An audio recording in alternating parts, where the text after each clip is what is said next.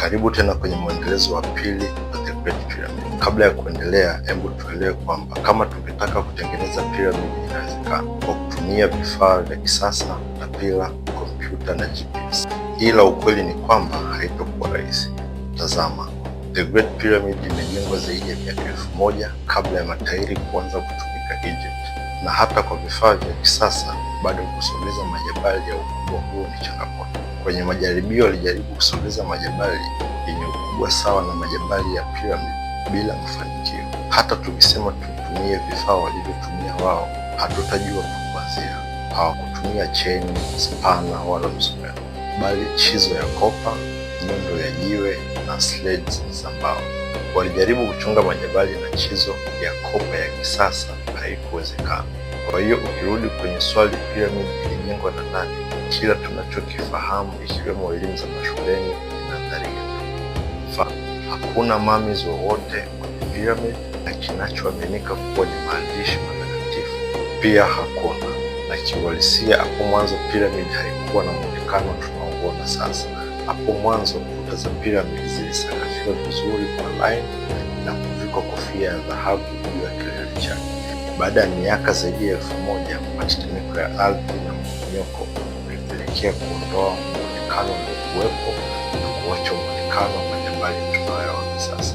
Nadharia tunazoenda kuziangalia leo haziakisi imani yangu binafsi. Nadharia ya kwanza, inaaminika Egypt walitumia sauti pekee kusogeza majabali. Inaaminika kuwa waliweza kutengeneza sauti zenye frequency ya chini zilizoleta vibration yenye nguvu zaidi, hata kupunguza msuguano, kutumia ngoma na vyombo vya sauti, hata kufanya majabali yaelee kama hayana uzito wowote. Majaribio ya kisayansi yanaonyesha kuwa wingi wa sauti unaweza kusogeza chembe ndogo, na kama mawimbi yakiongezwa, wapo wanaoamini hii ingeweza kuwaruhusu wajenzi wa zamani kufanya majabali yaelee na kuvuka katikati ya jangwa bila kutumia usafiri wa matairi. Ila bado hakuna ushahidi juu ya hili. Nadharia ya pili.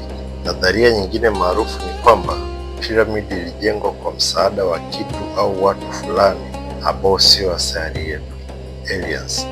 Kutokana na pyramid kujipanga sambamba na mkanda wa Orion na kila pande kutazama kaskazini, kusini, mashariki na magharibi kwa usahihi, kila jabali lina karibu ya tani 70.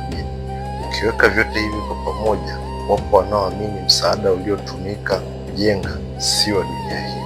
Wapo wanaoamini kuwa viumbe hao waliwashirikisha wajenzi wa Egypt baadhi ya teknolojia na elimu iliyosaidia kutimiza ujenzi huo. Nadharia ya tatu. The Great Pyramid ilijengwa kwa maji. Ndani ya pyramid kuna mitaro na vyumba. Baadhi ya wachunguzi wanaamini hii ilitumika kama njia ya maji, hydraulic mechanism, iliyoweza kusukuma maji kutoka mto Nile na kupandisha majabali juu kwa kutumia mshinikizo na vibration. Nadharia hizi zinatutoa kusikoaminika na kutuleta kunakoaminika. Kwenye episodi ijayo nitaongelea kile ambacho wanasayansi na mainjinia wanakiamini. Tukutane kwenye episodi ya 3. Jina langu ni Danny Boss and this is my voice.